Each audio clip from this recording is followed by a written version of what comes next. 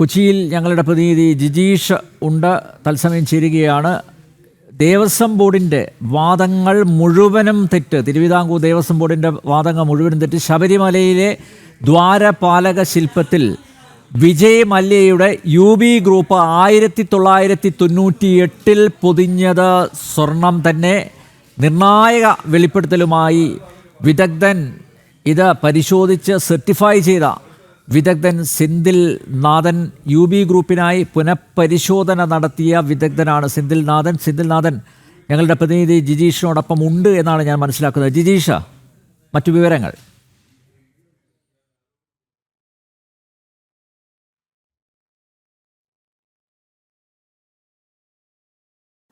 ആയിരത്തി 1998 ശബരിമലയിലെ സ്വർണം പൂശലിൻ്റെ പണിയെല്ലാം കഴിഞ്ഞിട്ട് ദേവസ്വം ബോർഡിനെ ഹാൻഡ് ഓവർ ചെയ്തപ്പോഴേക്കും അതിലൊരു ചെറിയ അപാകത കണ്ടിട്ടാണ് എന്നെ വിളിക്കുന്നത്. അവിടെ റൂഫിലൂടെ ചെറിയ ചോർച്ച ഉണ്ടായിരുന്നു, അത് നിവൃത്തിയാക്കി കൊടുക്കാൻ പറ്റുമോ എന്നുള്ള രീതിയിലാണ് എന്നെ അവിടെ ക്ഷണിക്കുന്നത്.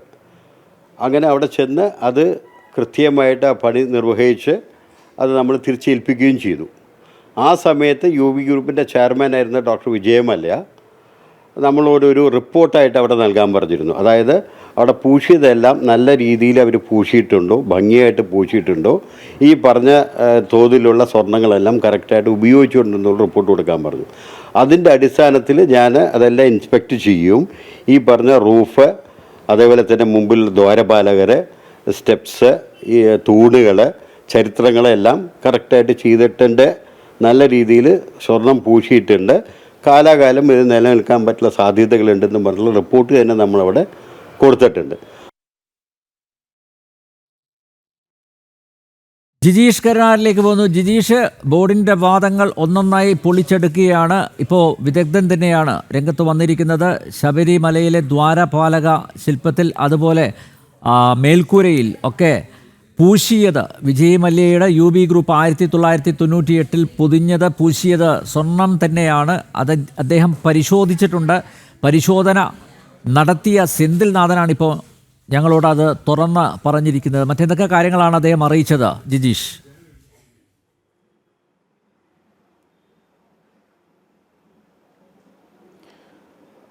അൽനമ്പ്യാർ, ഏറ്റവും നിർണായകമായൊരു വെളിപ്പെടുത്തൽ തന്നെയാണ് അദ്ദേഹത്തിലൂടെ ഉണ്ടായിരിക്കുന്നത്. കാരണം ഇത് മുഴുവൻ പരിശോധിച്ച ഒരാളാണ് ഇത് UB ഗ്രൂപ്പിന് വേണ്ടി. കാരണം മറ്റൊരു ഗ്രൂപ്പായിരുന്നു ഇത് ചെയ്തു നൽകിയത്, ഈ സ്വർണം പൂശി നൽകിയത്. അതിനുശേഷം ഒരു ചോർച്ചയുണ്ടായി 98 അതിൻ്റെ മേൽക്കുരയ്ക്ക്, ശബരിമല മേൽക്കുരയ്ക്ക്, ഒരു ശ്രീകോവിലിൻ്റെ മേൽക്കുരയ്ക്ക് ചോർച്ചയുണ്ടായി. UB ഗ്രൂപ്പിന് നേരത്തെ ചെയ്തിരുന്ന ആളുകളുമായി, അല്ലെങ്കിൽ അത് ഏറ്റെടുത്ത കരാറുകാരുമായി ഒരു വിശ്വാസക്കുറവുണ്ടായി. തുടർന്ന് അത് ഏറ്റെടുക്കുന്നത് അതുപോലെ ഏറ്റവും പ്രശസ്തരായ സെന്തിൽ നാഥ്, അദ്ദേഹത്തിൻ്റെ കുടുംബം വർഷങ്ങളായി പാരമ്പര്യമായി തന്നെ ഇത്തരത്തിലുള്ള ജോലികൾ ചെയ്യുന്നതാണ്, സ്വർണം പൂശി നൽകുന്നതാണ്. അതുകൊണ്ട് തന്നെ UB ഗ്രൂപ്പ് അദ്ദേഹത്തെ ഏൽപ്പിക്കുന്നു. ഇതുമായി ബന്ധപ്പെട്ട് ഉണ്ടായിട്ടുള്ള ചോർച്ച അടയ്ക്കണം എന്നത് മാത്രമല്ല, അതിന് ചുറ്റുവട്ടത്ത് ഇതുവരെ ചെയ്തിരിക്കുന്ന ജോലികൾ എത്രമാത്രം കൃത്യമാണ്, അതിൽ എത്രമാത്രം സ്വർണ്ണമുണ്ട്. കാരണം 30.3 കിലോ സ്വർണ്ണമാണ് ഇതിനായി അദ്ദേഹം നൽകിയിരുന്നത്.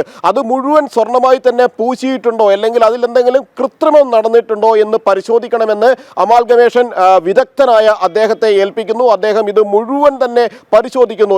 ശബരിമലയുമായി ബന്ധപ്പെട്ട് ഇപ്പോൾ നടത്തിയിട്ടുള്ള അതിലെ പ്രധാനപ്പെട്ട നിർമ്മാണങ്ങൾ, അതിലെ പ്രധാനപ്പെട്ട കാര്യങ്ങളെല്ലാം തന്നെ അദ്ദേഹം പരിശോധിക്കുന്നുണ്ട്. അങ്ങനെ അദ്ദേഹം വ്യക്തമായി തന്നെ ശ്രീകോവിലിൻ്റെ മേൽക്കുരയിലുള്ള 3 കലശം ഉൾപ്പെടെ 2 ദ്വാരപാലകർ, ചുറ്റുമുള്ള ചരിത്രം, ചുവരിലെ തൂണ്, ഭണ്ഡാരം അടക്കം എല്ലാം സ്വർണം തന്നെയാണ് പൂശിയിരിക്കുന്നത് എന്ന് കൃത്യമായ റിപ്പോർട്ട് അദ്ദേഹം UB ഗ്രൂപ്പിന് കൈമാറിയിരുന്നു. അങ്ങനെ ആ പരിശോധനയിൽ തെളിഞ്ഞിരിക്കുന്ന ഏറ്റവും പ്രധാനപ്പെട്ട ഒരു കാര്യമെന്ന് പറയുന്നത് അത് സ്വർണം തന്നെയാണ്. 30.3 കിലോ സ്വർണം അവിടെ ഉപയോഗിച്ചിട്ടുണ്ട്. സ്വാഭാവികമായും നിർമ്മാണത്തിനിടക്കുണ്ടാകുന്ന ചെറിയ കുറവുകൾ, അല്ലെങ്കിൽ അത് പരിഹരിച്ചാൽ, അത് കുറച്ചാൽ പോലും 29 കിലോയോളം സ്വർണം അവിടെ ഉണ്ടാകേണ്ടതാണ്. ആ സ്വർണം ഇപ്പോഴും അവിടെയുണ്ട്. അതിൽ കാര്യമായ കുറവുകൾക്കൊന്നും വരാൻ സാധ്യതയില്ല.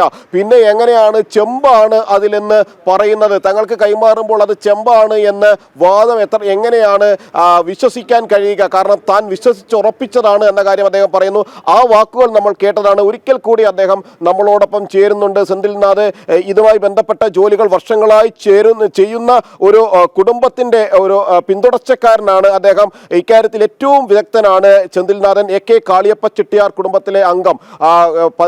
നാളുകളായി, വർഷങ്ങളായി, 100 വർഷത്തിലധികമായി ഈ ജോലികൾ ചെയ്യുന്ന, അല്ലെങ്കിൽ 3 തലമുറയിലധികമായി ഇതുമായി ബന്ധപ്പെട്ട കാര്യങ്ങൾ ചെയ്യുന്ന ഒരു വിദഗ്ധൻ. അദ്ദേഹത്തിൽ നിന്ന് തന്നെ അദ്ദേഹം പരിശോധിച്ച് കണ്ടെത്തിയ വിവരങ്ങൾ നമുക്ക് മനസ്സിലാക്കാം. എങ്ങനെയാണ് ഇതുമായി ബന്ധപ്പെട്ട് അങ്ങ് അവിടെ കണ്ട കാര്യങ്ങൾ? നമസ്കാരം. എൻ്റെ പേര് സെന്തിൽ എന്നാണ്, കാളിയപ്പ ചെട്ടിയാരുടെ ഗ്രാൻഡ് സൺ. ഏകദേശം ഞാൻ ഈ തൊഴിൽ ഏറ്റെടുത്തിട്ട് ഒരു 30 വർഷമായിട്ട് ഞാൻ ഈ തൊഴിലിൽ തന്നെ നിരന്തരമായിട്ട് നിൽക്കുന്നതാണ്. ഭാഗ്യം കടാക്ഷിച്ചിട്ട് ശബരിമലയിലാണ് എൻ്റെ ഒരു ടേണിംഗ് പോയിൻ്റ് വന്നത്. അപ്പോൾ വിശ്വാസം കൊണ്ടായിരിക്കാം ആ വർക്ക് ഒന്ന് പരിശോധിച്ച് പറയണമെന്ന് പറഞ്ഞു. ചോർച്ച നീക്കിയതിന് ശേഷം ഭംഗിയായിട്ട് നിർവഹിക്കാൻ പറ്റിയൊരു സാഹചര്യം എനിക്ക് അവിടെ ഉണ്ടായിരുന്നു. അതിനുശേഷം അങ്ങൊരു തൃപ്തിയായതുകൊണ്ട് എന്നോട് ഒന്നും കൂടി പരിശോധിച്ച് പറയണം, എല്ലാം ചെയ്തിരിക്കണം നല്ല രീതിയിലാണോ, കുറേ കാലം ഇത് നിലനിൽക്കുമോ എന്നുള്ളൊരു റിപ്പോർട്ട് കൂടി തരണമെന്ന് പറഞ്ഞതിൻ്റെ അടിസ്ഥാനത്തിൽ ഞാൻ പേഴ്സണലായിട്ട് ഇൻസ്പെക്റ്റ് ചെയ്ത് ഈ പറയുന്നതായിട്ടുള്ള എല്ലാ കാര്യങ്ങളും ഞാൻ റിപ്പോർട്ട് വീതം നമ്മളെ UB ഗ്രൂപ്പിലെ ഡോക്ടർ വിജയമ്മയിലേക്ക് അയച്ചിട്ടുള്ളതാണ് ഈ സാധനം. അപ്പോൾ 100% ഷുവറാണ്. നമ്മൾ ചെമ്പ് കോപ്പർ ഷീറ്റിൻ്റെ മുകളിലാണ് നമ്മൾ ഈ അമാൽഗമേഷൻ പ്രോസസ്സ് വഴി, അതായത് ഇത് ലയിപ്പിക്കൽ, സ്വർണ്ണ തകിടുകളെ നമ്മൾ ലയിപ്പിച്ച് ചേർക്കുകയാണ്. അതാണ് അതിൻ്റെ ആക്ച്വൽ പ്രോസസ്സ്. അപ്പോൾ ആ ലയിപ്പിക്കൽ ശരിയായിട്ടുണ്ടോ, കാലക്രമേണ നിൽക്കുമോ എന്നുള്ളതും കൂടിയിട്ടാണ്. ഒറ്റ വ്യത്യാസം എന്താണെന്ന് വെച്ചാൽ, നമ്മൾ സ്പർശനമില്ലാത്ത സ്ഥലത്തെല്ലാം ഇത് ഒരു 50 years വരയ്ക്ക് നമ്മൾ ഗ്യാരണ്ടീഡ് ആയിട്ടുള്ള ഒരു വർക്കാണെന്ന് പറഞ്ഞിരിക്കുന്നത്, ഏറ്റവും ചുരുങ്ങിയത്. പക്ഷേ ഇത് സ്പർശനമുള്ള സ്ഥലമായതുകൊണ്ടായിരിക്കാം തേയ്മാനം സംഭവിച്ചിരിക്കുന്നത്. എന്നാലും 100% സ്വർണം അതിൽ നിന്ന് പോകാൻ യാതൊരു സാധ്യതയുമില്ല. അത് റൂൾഡ് ഔട്ടാണ്. കാരണം കൈ തൊടാത്ത പല സ്ഥലങ്ങളും ഉണ്ടാവും. കൈ തൊട്ട സ്ഥലം പോകാമെന്നുണ്ടെങ്കിലും കൈ തൊടാത്ത സ്ഥലങ്ങളുണ്ടാവും. കാരണം ഗോൾഡ് പ്ലേറ്റിംഗ് പ്രോസസ്സിൽ വന്നിട്ട് ക്ലിയർ കോട്ട് കൊടുക്കുന്നത് കൊണ്ടാണ് ഈ തേയ്മാനം സംഭവിക്കാണ്ടിരിക്കുന്നത്.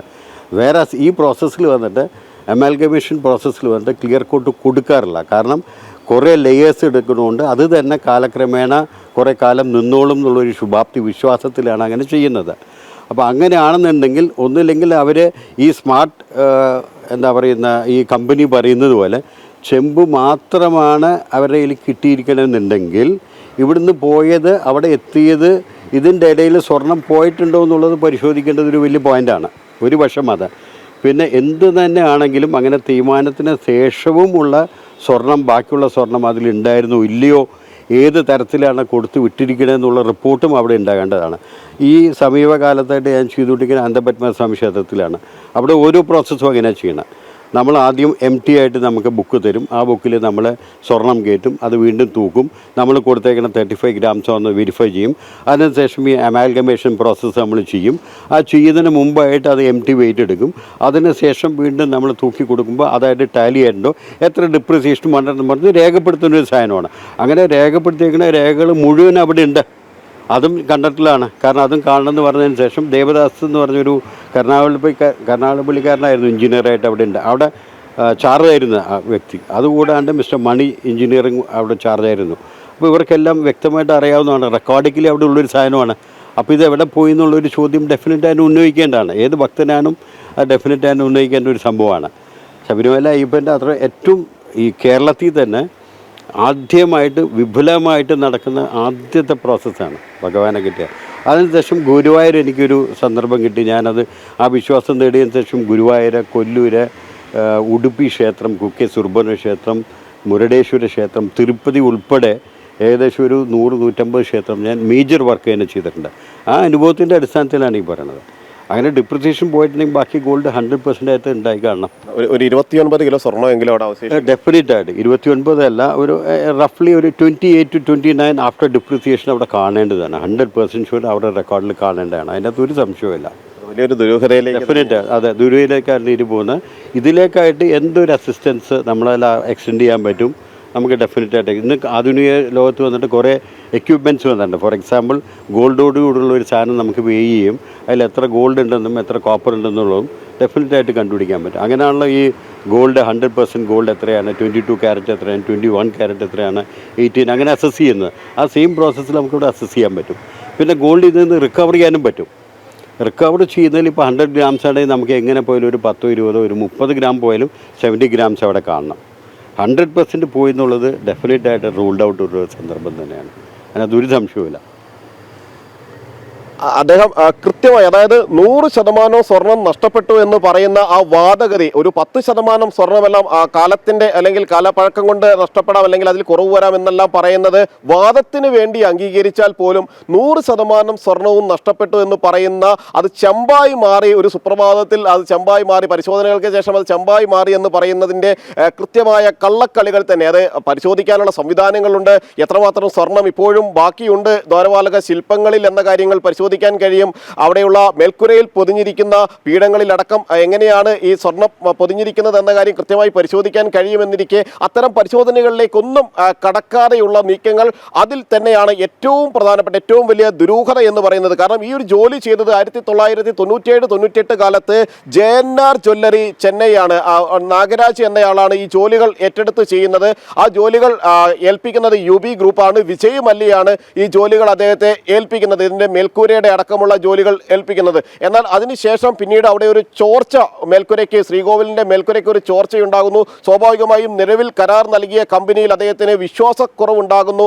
ആ സമയത്താണ് ഇദ്ദേഹത്തെക്കുറിച്ചും ഈ ഫാമിലിയെക്കുറിച്ചും കേട്ടറിഞ്ഞുകൊണ്ട് അത്തരം ജോലികൾ ഈ ഒരു കുടുംബത്തെ, സെന്തിൽനാഥിന്റെ കുടുംബത്തിലേക്ക് വരുന്നതും അദ്ദേഹം അത് കൃത്യമായി ചെയ്യുന്നതോടുകൂടി ഇതിൽ സ്വർണം പൂശിയിട്ടുണ്ടോ, തന്റെ സംശയങ്ങളടക്കം, അതിന്റെ മറ്റു ജോലികൾ എത്രമാത്രം വിശ്വാസതയോടെയാണ് നിലവിൽ ചെയ്ത കമ്പനി ചെയ്തത് എന്ന് മനസ്സിലാക്കുന്നതിന് വേണ്ടിയും തുടർ ജോലികൾ ഏൽപ്പിക്കുന്നതിനും അടക്കമുള്ള കാര്യങ്ങൾക്കായി അദ്ദേഹത്തെ ഏൽപ്പിച്ച് നൽകുന്നത്. അതിലാണ് കൃത്യമായ റിപ്പോർട്ട് അദ്ദേഹം UB ഗ്രൂപ്പിന്, തന്നെ ആരാണോ ഏൽപ്പിച്ചത് ആ ഗ്രൂപ്പിന് വേണ്ടി അദ്ദേഹം പരിശോധനകൾ നടത്തിയ ശേഷം അവർക്ക് റിപ്പോർട്ട് സമർപ്പിക്കുന്നത്. ആ റിപ്പോർട്ടിലാണ് പറഞ്ഞ പ്രകാരം 30.3 കിലോ സ്വർണം ഉപയോഗിക്കേണ്ടടുത്ത് അവിടെ സ്വർണ്ണപ്പാളികൾ തന്നെ ഉപയോഗിച്ചിട്ടുണ്ട്. അവിടെ വന്നിരിക്കുന്ന ഒരു വീഴ്ച എന്ന് പറയുന്നത് മേൽക്കുരയുടെ ഭാഗത്ത് ചോർച്ചയുണ്ടായി എന്നതാണ്. അത് ആണികൾ മരത്തിലേക്ക് അടിക്കുമ്പോൾ ഉണ്ടായ ദ്വാരങ്ങളിലൂടെയാണ് ആ വെള്ളം ഇറങ്ങിയത് എന്നതടക്കമുള്ള കാര്യങ്ങൾ അദ്ദേഹം മനസ്സിലാക്കുകയും അതൊരു റിപ്പോർട്ടായി പരിശോധിച്ച് നൽകുകയും ചെയ്തു. അങ്ങനെ ശ്രീകോവിലിന്റെ മുകളിലുള്ള ഷീറ്റുകൾ അത് സ്വർണം പതിച്ചത് തന്നെയാണ്. ഒപ്പം തന്നെ 2 കലശം അത് സ്വർണം പതിച്ചതാണ്. 2 ദ്വാരപാലക ശില്പങ്ങൾ അത് സ്വർണം പതിച്ചത് തന്നെയാണ്. ചുറ്റുമുള്ള ചരിത്രം രേഖപ്പെടുത്തിയിരിക്കുന്നത് അത് സ്വർണം പതിച്ചതാണ്. ചുവരിലെ തൂണ്, ഭണ്ഡാരം എന്നിവയെല്ലാം സ്വർണം പതിച്ചത് തന്നെയാണ് എന്ന് അദ്ദേഹം കൃത്യമായി തന്നെ മനസ്സിലാക്കുന്നു. അങ്ങനെ ഈ വാദങ്ങൾ പൂർണ്ണമായും, ഈ നിർണായകമായ വെളിപ്പെടുത്തലുകളുടെ ജനൻ ടിവിക്ക് മുന്നിൽ അദ്ദേഹം നൽകിയിട്ടുള്ള ഏറ്റവും സുപ്രധാനമായ, ഏറ്റവും ആദ്യം ഇതുമായി ബന്ധപ്പെട്ട ഒരു കാര്യം ഒരു മാധ്യമത്തിന് മുന്നിൽ തുറന്നു പറയാൻ ഈ വിദഗ്ധനായ അദ്ദേഹം തയ്യാറാകുന്നു. അതിലൂടെ കാര്യങ്ങൾ കൂടുതൽ കൂടുതൽ പുറത്തേക്ക് വരുന്നു. ഇതിനു പിന്നിലെ കള്ളക്കളികൾ തന്നെയാണ് അവശേഷിക്കുന്ന ചോദ്യം ഈ സ്വർണം എങ്ങനെ ചെമ്പായി മാറി എന്നുള്ളതാണ്. ഈ സ്വർണം നേരത്തെ ശ്രീ സെന്തിൽനാഥ് പറഞ്ഞതുപോലെ തേയ്മാനം സംഭവിച്ചാലും പൂർണ്ണമായും സ്വർണം അതിന് തേയ്മാനം സംഭവിക്കില്ല. ചെറിയ ശതമാനമെങ്കിലും അവിടെ അവശേഷിക്കും. പൂർണ്ണമായും ഇത് ചെമ്പായി മാറില്ല. അത് സാക്ഷ്യപ്പെടുത്തിയതാണ്, അദ്ദേഹം പരിശോധന നടത്തിയതാണ്, അദ്ദേഹം അതിൽ വിദഗ്ധനാണ്. കൃത്യമായിട്ട് അദ്ദേഹം കാര്യങ്ങൾ പറഞ്ഞിട്ടുണ്ട്. ഞാൻ സംശയിക്കുന്ന ഒരു കാര്യം, ഈ ചോർച്ച അത് തന്നെ ഒരുപക്ഷെ ഈ സ്വർണം ചുരണ്ടിക്കൊണ്ടുപോകാനുള്ള അല്ലെങ്കിൽ അടിച്ചുമാറ്റി കൊണ്ടുപോകാനുള്ള ഒരു തന്ത്രത്തിൻ്റെ ഭാഗമായിട്ടാണോ അത്തരത്തിലൊരു വാദം ഉയർത്തിയത് എന്ന് പോലും സംശയിക്കേണ്ടിയിരിക്കുന്നു. കാരണം കൊള്ള നടത്തുന്നവരാണ്, ക്ഷേത്രങ്ങളുമായി ബന്ധപ്പെട്ട് കൊള്ള നടത്തുന്നവരാണ് ദേവസ്വം ബോർഡിൻ്റെ തലപ്പത്ത് ഉള്ളത്. അതുകൊണ്ട് അത്തരം സംശയങ്ങളെ നിരാകരിക്കേണ്ട ആവശ്യമില്ല, തള്ളിക്കളയേണ്ട ആവശ്യമില്ല എന്നാണ് മനസ്സിലാക്കേണ്ടത്. ഓരോ നിമിഷവും പുതിയ പുതിയ വാർത്തകളാണ് ജനൻ TV പുറത്ത് വിടുന്നത്.